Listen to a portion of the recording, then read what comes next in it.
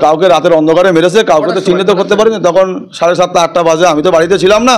বাড়িতে কেউ বয়স্ক বাবা মা থাকে আর আমার স্ত্রী থাকে, তারা সব ঘরের ভিতরে ছিল। ওরা ওইভাবে বোমা মেরে পালিয়েছে।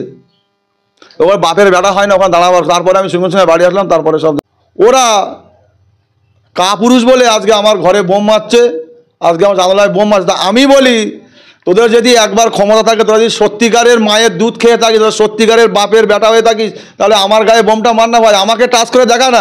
কেন আমার জানালায় বোম মারবি? কেন আমার বয়স্ক বাবা মা থাকবে সেখানে কেন বোম মারবি? আমার কাছে সব থেকে বড় প্রশ্ন। আর তুমি যে কথাটা বলছিলে যে সওগাত মোল্লা থাকে তো ক্যানিং পূর্বে, আরে আজকে সওগাত মোল্লা এখানে যত গুন্ডা যত বাহিনী সব লাগিয়েছে সওগাত মোল্লার জন্য। আজ ভাঙরটাকে ইউক্রেন রাশিয়ার মতন যুদ্ধ লাগিয়েছে সওগাত মোল্লা। আজকে বিগত দিন আমি এর আগেও বলেছি, ফের এখনও বলছি, উনি একটা কিসের জনপ্রতিনিধি আমার মাথায় কাজ করে না। তাহলে উনি যদি সত্যিকারের জনপ্রতিনিধি হয়, তাহলে উনি ওনাদের ওখানকার যারা পঞ্চায়েত মেম্বার, যারা গ্রামের মেম্বার, তারাকে দিয়ে কেন ঘর ভাঙাবে? কেন উনি ঘর ভাঙে সেই ছবিগুলো কেন ওনার ফোনে পাঠাবে? তাহলে উনি কিসের জনপ্রতিনিধি? আজকে আমার বাড়িতে যে বোম মারা কেন্দ্র করে কাজটা ওরা শুরু করেছে, শেষ করবো, কিন্তু আমরা এটা ওদের মাথায় থাকা উচিত। একবার কারা মেরেছে বলে চিহ্নিত করা গিয়েছে? দেখো, এটা তৃণমূলের গুন্ডা এবং তৃণমূলের গুন্ডাদের এটাই কাজ। গুন্ডারা তো জীবনতলা থেকে আসেনি, সে তো আপনি ক্যানিংপুর বিধায়কের নাম বলছেন, তিনি তো জীবনতলা থেকে আসেনি, আপনার এখানেই মানুষকেও মেরেছে। দেখো, এই কাজ নটোরিয়াস ক্রিমিনাল ছাড়া আর কেউ করতে পারবে না। কেন? যেটাকে মমতা ব্যানার্জি ওকে সার্টিফিকেট দিচ্ছে যে তুই তো বোম আর বন্দুক নিয়ে লড়াই করিস। আমার মমতা ব্যানার্জি এও সার্টিফিকেট দিয়েছে তুমি বাঘের বাচ্চা, তো ভালোই খারাপ বল। ওরা বাঘের বাচ্চা। মমতা ব্যানার্জি সওগাত মোল্লা যতক্ষণ দুধ দিতে পারবে ততক্ষণ মমতা ব্যানার্জি বলবে বাঘের বাচ্চা, যতক্ষণ সওগাত মোল্লা দুধ দেবে ততক্ষণ বলবে বাঘের বাচ্চা। সেই দুধ না দিতে পারবে, আরাবুলের মতন জেল খাটতে হবে, আরাবুলের মতন মার খেতে হবে। আজকে সেই আরাবুলের জায়গাটা যেরকম হয়েছে, সওগাত মোল্লার জায়গাটাও সেরকম হবে আগামী দিন। এই যে আপনার বাড়ি বোমা বর্ষণ করেছে, কটা বোমা মেরেছে? দেখো, আমার বাড়িতে আমি বাড়িতে ছিলাম না, 3-4টে বোমা ইউজ করেছে। ইতিমধ্যে আমি পুলিশকে জানিয়েছি, পুলিশ সঙ্গে সঙ্গে আমার বাড়িতে এসেছিল, পুলিশ তদন্ত করছে। আমার আইনের ওপরে আস্থা আছে, আইনের ওপরে আস্থা আছে। যদি পুলিশ এটা তদন্ত না করে, আমরা কোর্টে যাবো, কোর্টের মাধ্যমে আমরা এটা বুঝে নেবো। তো পুলিশ এসে দেখেছে বোমা মারা? হ্যাঁ, পুলিশকে আমি দেখালাম, পুলিশে নিজে ফটো করে নিয়ে গেল এবং আমার জানালা কাঁচ ভাঙা এবং আমার বয়স্ক বাবা মার ওখানে বোম মেরে আতঙ্ক আছে, এখনও পর্যন্ত ভয়ে আতঙ্কে আছে। তা আমি বলছি ভাই, ওইসব কাজ না করে ওহিদুল ইসলামের গাড়ি বোমটা মার না ভাই, ওহিদুল ইসলামকে গায়ে টাচ করে দেখা না।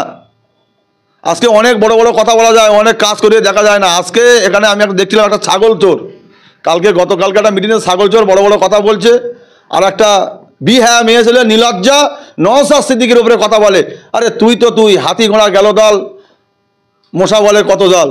তা তোমার মতন কত নেতা আমরা দেখেছি। আগামী দিন হবে 2026-এ লড়াই হবে গণতন্ত্র প্রক্রিয়ায়।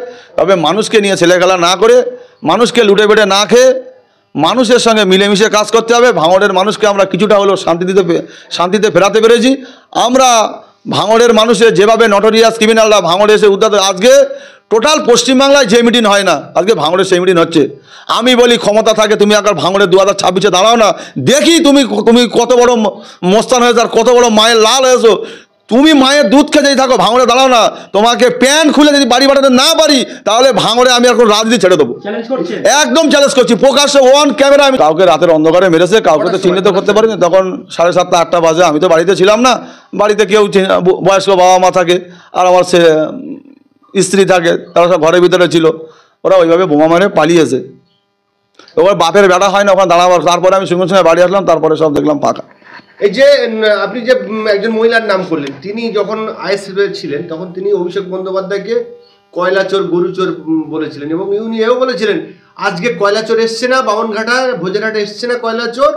তিনি আজকে তৃণমূলে জয়েন করেছে গণতান্ত্রিক প্রক্রিয়া, যে যারা জয়েন করতে পারেন, কিন্তু জয়েন করে এখন নওশাদ সিদ্দিকীকে বিভিন্নভাবে আক্রমণ করছে। এই প্রসঙ্গে আপনি কি বলেন? দেখো, যেটা আমি